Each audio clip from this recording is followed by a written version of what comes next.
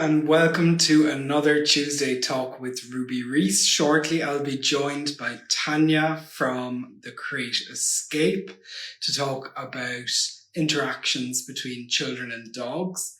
As always with this format, we like to keep things informal and chatty, so we will be making some generalizations, and they might not necessarily speak to you, your family, or your situation, and indeed your dog. So if you have any concerns, please do speak with a certified professional. Just checking if Tanya has joined the chat yet.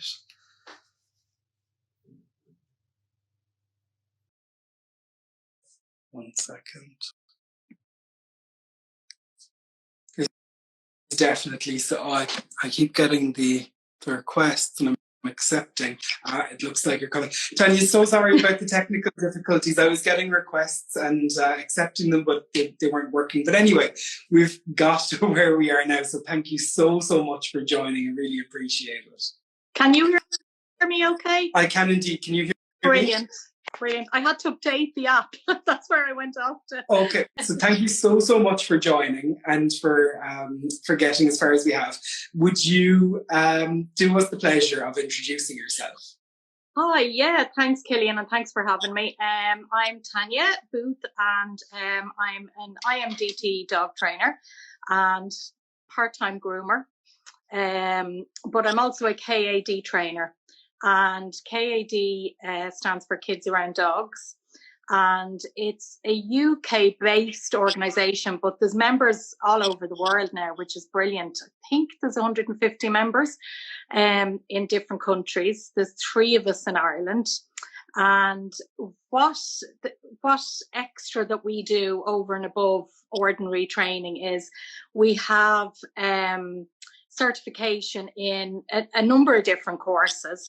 One in particular, I think probably what we might be mostly talking about today is a family life with dogs. So it's all things to do with children and dogs, generally in the household, but it also translates to outside and how children react, and teaching them appropriate behaviour around dogs and safe approaches, and teaching them about maybe signals that dogs are kind of saying, give me a little bit of space here and there. So what we would mainly work with would be maybe one-to-one consultations where there might be a family that have a dog and now they're expecting a child into the family. It could be adoption, it could be fostering, they could be giving birth, they could be minding a child. And also then the other way around, they might already have children and now they're going to bring a dog into the house. So it's just encompasses an awful lot, and it runs right up to teenagers and teaching them safe approaches with dogs as well. So it's really good. There's 2 other elements as well to KAD. There's also a certification in teenagers and children that have fears and phobias. So that's really interesting, because that can be so debilitating if a child has a fear or phobia of a dog. And then there's also another element where we can assist dogs that go into mainly schools, but other organisations in animal assisted intervention. And what we do there is we're kind of like, I say we're like the shop steward for the dog. We're just advocating on behalf of the dog. So we're not really involved there with the children. It's more making sure that the dog is comfortable in the environment that he's put in while he's relating to children in there. So that's it in a nutshell. That's it, and thank you, because I think people have to appreciate the fact that this is such a complex topic. Okay, yeah. You think of it, a child and a dog, but there's so much more to it than that, because you've got the topic encompasses interactions between different developmental stages of human children, of dogs. You could be talking, like you mentioned, could be a puppy introduced into a home that already has kids, a baby introduced into a home that already has dogs. Are you within the dog and the child's comfort zone? Are you out in a public space? So, and then that's not even taking into account, a dog owner, or handler, a parent and their opinions and what goes on there, a teacher, whatever it happens to be, an adult in charge. So it is very difficult to summarize. And while I was preparing for the topic, it's so broad. Huge. And so much broader than you'd originally think. So I suppose maybe just to get started, you do a lot of work with primary age kids. Could you share some tips maybe on teaching young children on how to approach and interact with dogs safely? Like, where do you even begin? Oh, where do you begin? Well, from my experience with kids around dogs, I kind of developed my own workshop to bring to primary schools, and I'm doing it next month as well in a local veterinary clinic. So that'll be the first time going into a vet's, which is brilliant that the vet has taken it on board. He's going to, when he closes the surgery on a Saturday morning, he's going to have a number of kids and parents in them. So not only with schools, there can be different settings. Even, a pet shop could do an evening like that and invite local children and parents in, clubs and organisations. So what I did really, I find ideally, unfortunately, the majority of it's not just about keeping children safe. There's more to it than that, but that will be a primary factor in the workshops.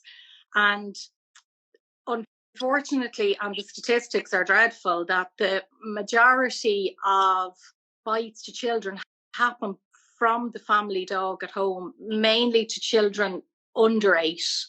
And I think the majority is normally with boys as well. And so much of that is preventable. And, unfortunately, that can often cost a dog its life, which is so sad, and it can traumatize a child as well. And so much of it is preventable if just certain safeguards are put into place at the beginning.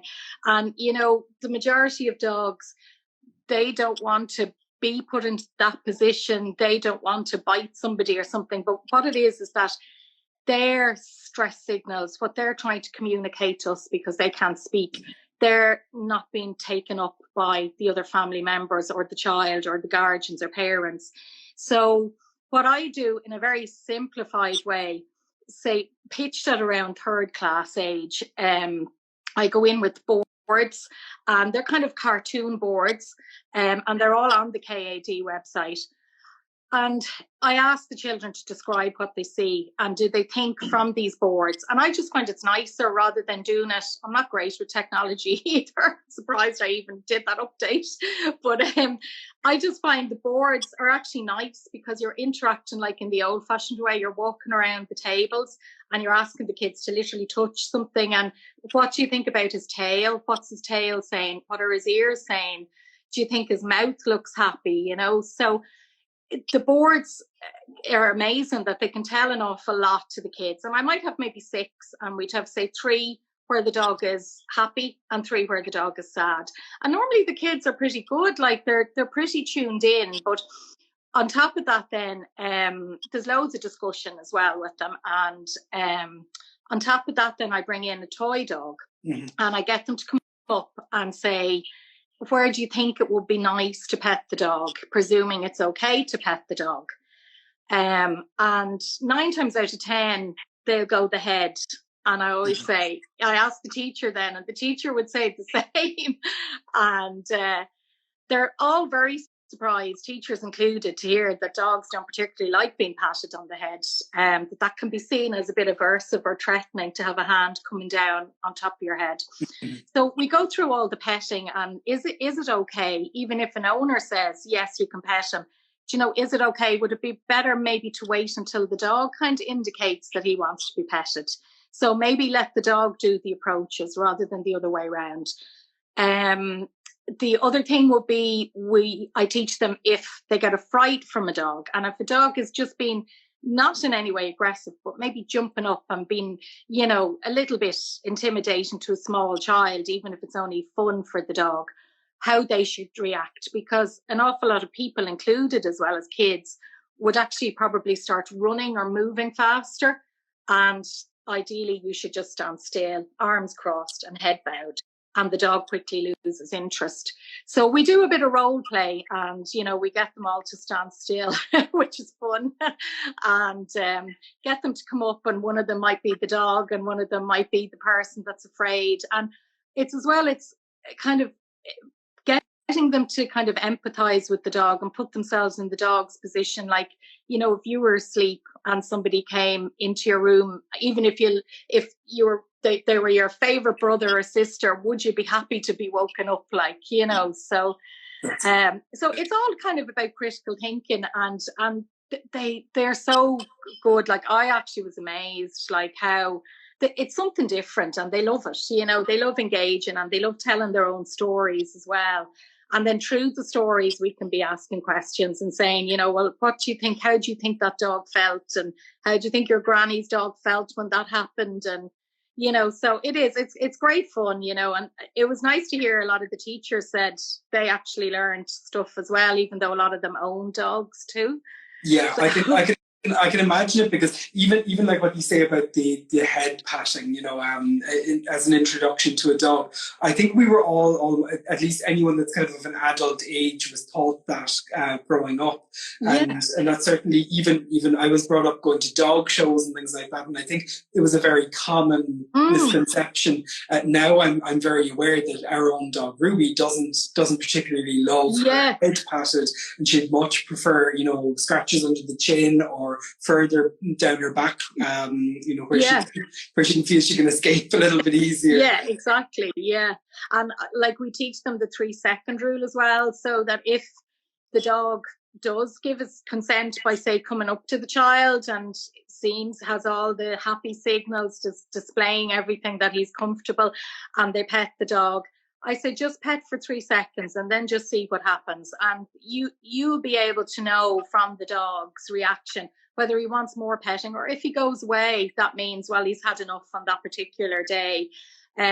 Also, kind of just as regards families and dogs, I'd always say to families, if you're having, say, children play days over or sleepovers or anything like that, often the parents be concerned, say they might have 2 or 3 kids that are visiting, and they might be quite concerned about the child that might be a little reserved or might be nervous of the dog, and that's natural. You're going to want to make sure that child feels okay. But I always say, look out for the very overly confident child, because sometimes the child that's like, is around, it's mother and father's dog, it's granny's dog, it's cousin's dog, has loads of confidence and bursts into the room and makes a beeline straight for the dog. That's the child maybe that you even need to keep a closer eye on, because they don't know your dog might know them. And even when I'm doing the workshops, I say to the kids as well, just because you petted your friend's dog Monday, Tuesday, Wednesday, it doesn't mean he's in the same humor or the same form on Thursday. So don't presume you can just walk in and go straight over and pet him again, wait till he comes over to see you. So, but it's all taught in a very positive way. Yeah. And we go through then dogs' roles in society, and, they're able to tell me they're brilliant. They're able to say all the different things, that the jobs that dogs have as well in schools. So, it is really positive. They go home, we do little quizzes as well, and they work as a team. I put them like into little groups of 5 or 6, and we give them the little sheet paper, and then they have to just fill in basically what I explained to them about the body language. And they're all really good, there'd be great discussion about it and everything, but they're super, they really enjoy it. It is something different, a break from Irish and maths, it's all good. Definitely, yeah. And I suppose it sounds like a lot of it is also, just helping kids to think a little bit more about the interaction in advance, and maybe see what responses you're getting back from the dog. I think sometimes it's worthwhile taking some of the initial energy out of the meet and greet, and that excitement and that burst. Maybe rightly or wrongly so, but at large public events, when kids want to meet our dog, and you can see that the kids and maybe the parents wouldn't have much experience with dogs.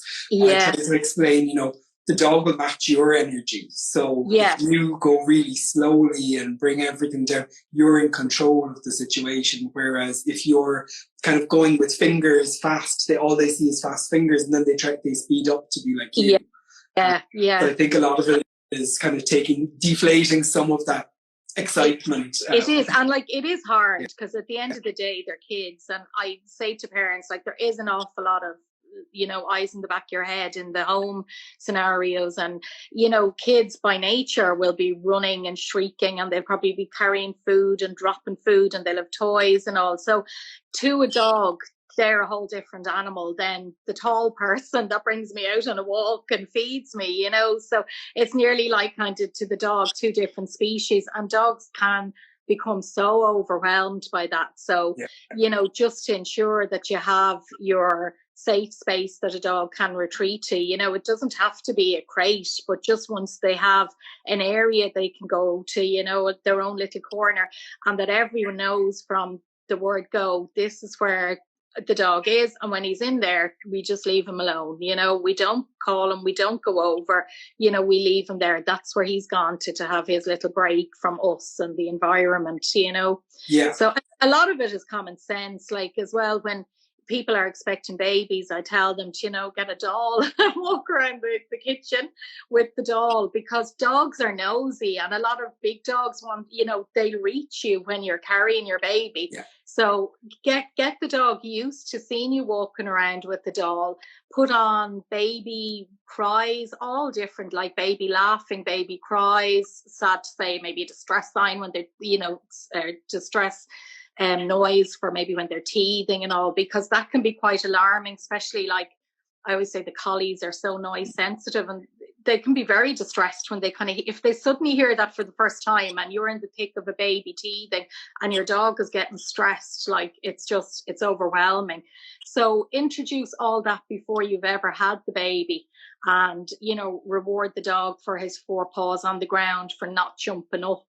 And get used to something like, you know, a carry cot that might be in the side of the room or something. So there's an awful lot you can do to prepare, but I mean, it's so important to kind of put those steps in place, because you don't want to be dealing with an anxious dog if you've just brought a baby home from the hospital as well. You know, it's just all too much. Like exactly. And even like the buggy could be very interesting for a dog as well, because I know a lot of dogs don't like Zimmer frames and bikes and things, you know, things that have multiple wheels and kind of move strangely. I mean, that's it. Like all the more exposures they have, the better, you know. But then sometimes if you get a dog not from a pup, you know, it's already kind of built up negative associations with certain things. So then you have to try and change that around. But you know, if a child is coming into your family, it's always brilliant to have just worked on all that. Like, so you know, you have that kind of in place as much as is practical, you know, so you're not totally overwhelmed with everything, you know. Definitely. And then the other way around, bringing a puppy into the home. So I mean, how do you prepare your kids for that in particular? Because obviously you're not have access to the puppy. So how does that work? You know, like, I mean, of course and look, it's great. What I always say to the parents is involve them in training, involve them in feeding the dog. You know, don't kind of say, no, I'm training the dog now, you know, you go inside or play or whatever. Like, involve them in the training. Things like teaching young children a hand, or teaching a dog a hand touch. So, and then showing the children how to get the dog to target their hands in a polite way, and that the dog is learning, you know, hands are nice things that I get a reward from, that they're not something I'll be going crazy at, like when I'm teething.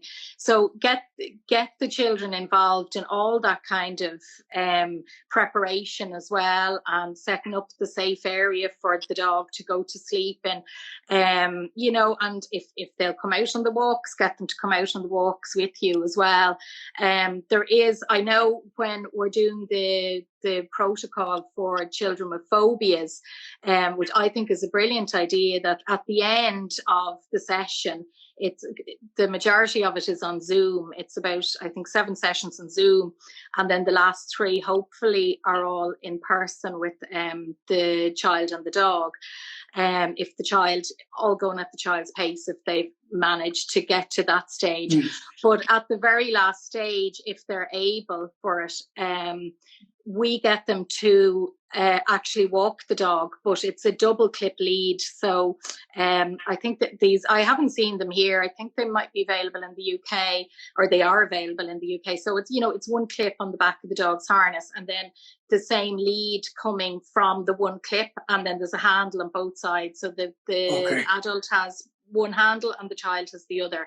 So, but I think that's brilliant as well. You know, if the child wants to get involved, but they're not able to walk the dog or hold the lead, or you'd be a bit unsure of that at least they feel, you know, you could clip on that for a few minutes and say, okay, we'll both walk the dog together now. So it is just involving them, you know, and but they are, you know, going by the children in the primary school, like the primary schools, they're brilliant, like, and they all want to do what's best, you know, and they're all like a sponge. They all want to learn as much as they can. So, you know, it's just supervising the crazy moments, maybe when there's 10 kids in the house or something, you know. So, and that's it. Like, is introducing a dog to, because dogs are more and more popularly seen in schools now than ever. Yeah.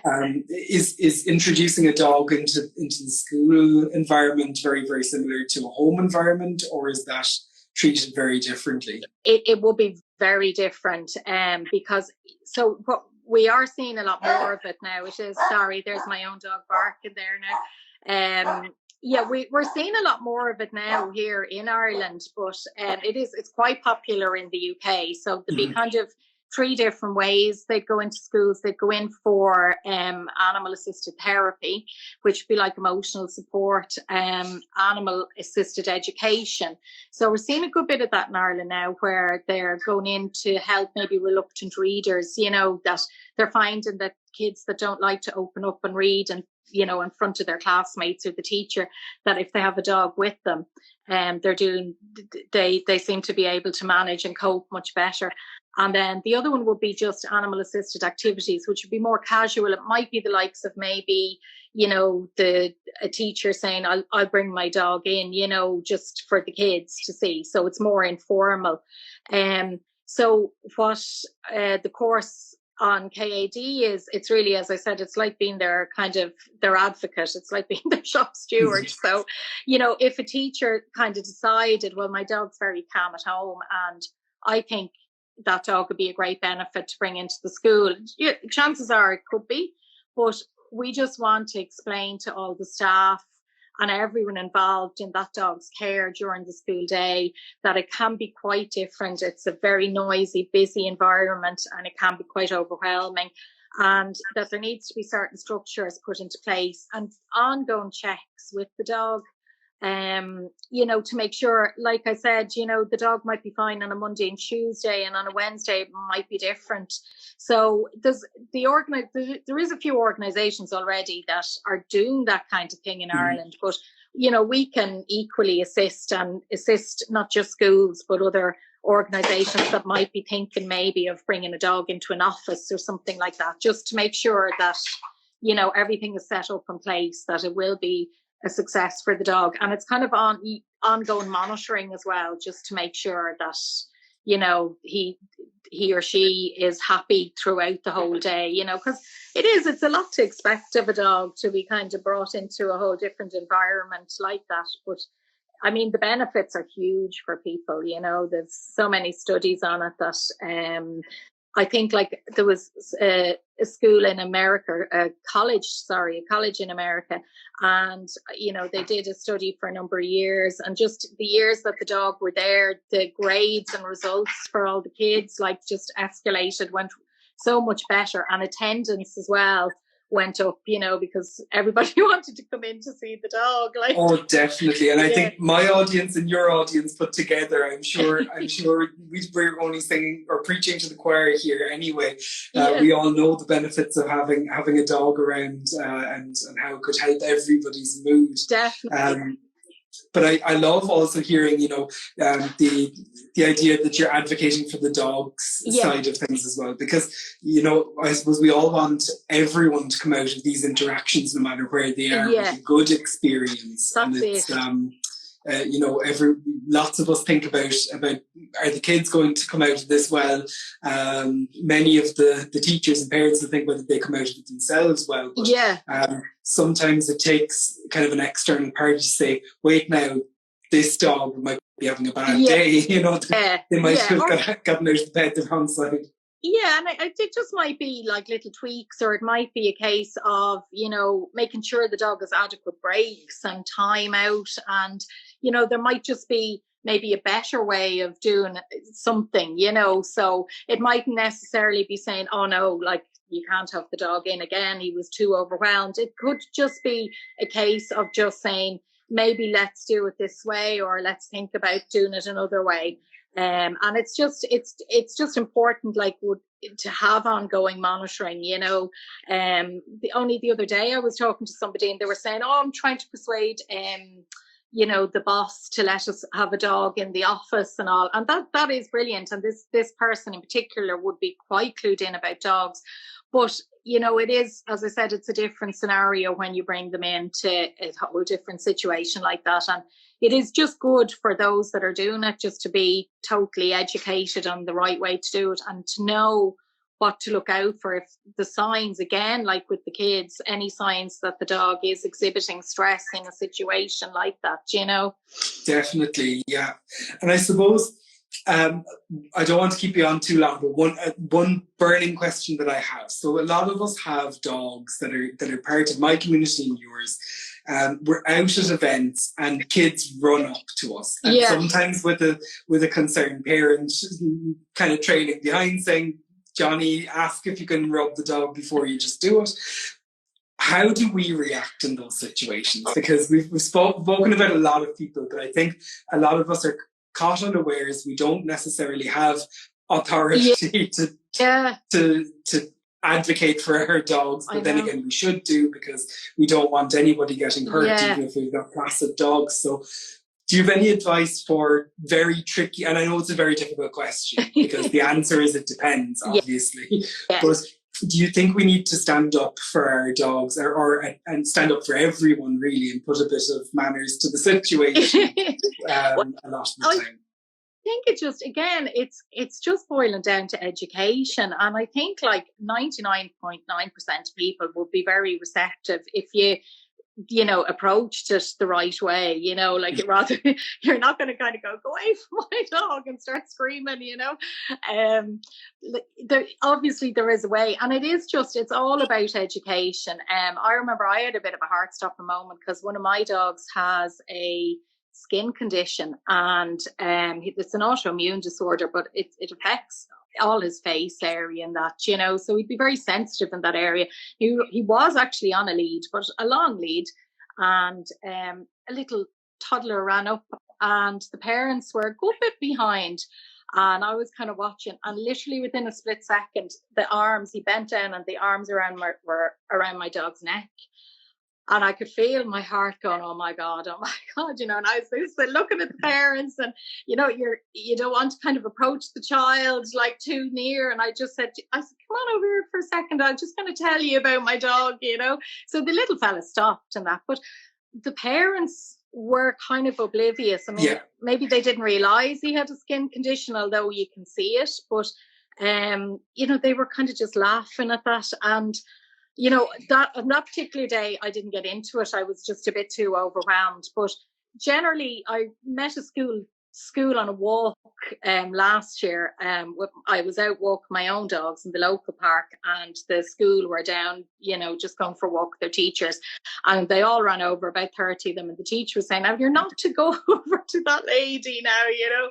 So I just kind of said, "Oh, I put the hands up and just said hi." I said, "Do you want me to tell you about my dogs?" And I said, "Will you just give them a little bit of space?" Because I said, "There's loads of you, and there was 3 of them at the time." I said, "There's only 3 of them," and I said, "They might be a bit overwhelmed." So in fairness, they did.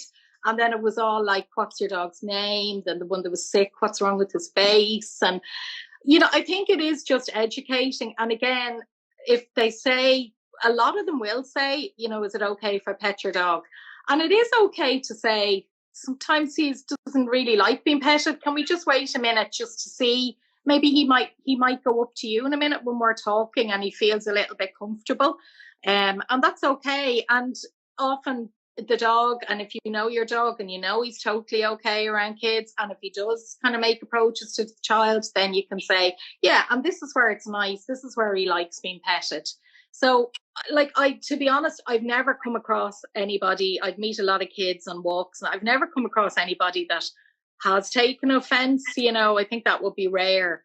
It's just about educating them and the parents sometimes as well. Definitely, and it's not. It never comes from a bad place. No, it's more. It's more that kids tend to run into things and realize they want to interact with the dog without really having a plan in place for what they really want to do with the dog. Exactly. And that's totally fine as well. It's just it's good to hear you kind of saying that you kind of come up with a couple of tricks to just get them to take a deep breath and think about how we want to interact. Find out the dog's name. Would you like to throw a treat for him on the ground and see how he reacts to that? Yeah, exactly. And sometimes they're happy with that there, and then they'll start telling you about the dog down the road if they don't own a dog, and that. So sometimes they're just happy, kind of being near the dog.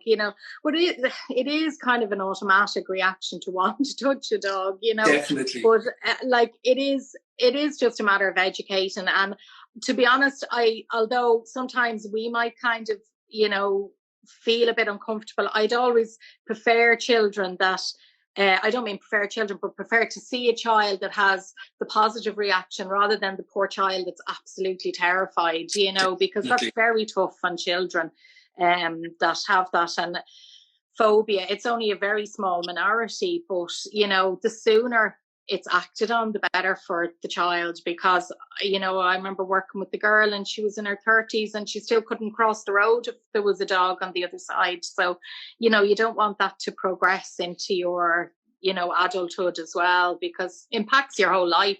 Dogs are everywhere, as you said, and more and more. We were only speaking with Dog Friendly Ireland last week, and hearing about how Ireland is on the up curve of getting dogs into more and more cafes, restaurants, hotels. So it's very unfortunate for those with phobia. And you do have to beware, people like that, and it is dreadful. But I always say there is things that can be done, and that course that I've done proves, I've seen the results of it with other KAD members, because we'd all be sharing kind of experiences and that, and you'd see where a child literally couldn't go outside the door if there was a dog 100 meters down the road in the distance, to leading up to the point that, as I said, they can clip the double lead on and bring the trainer's dog down the road for a walk with them.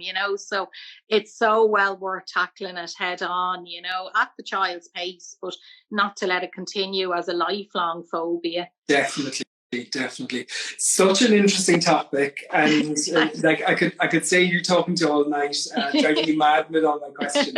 But say there's someone watching in, and they're a teacher, they're a parent, they're part of a local organisation or they have a pet shop, and would like to know more about workshops that you offer, education that you provide.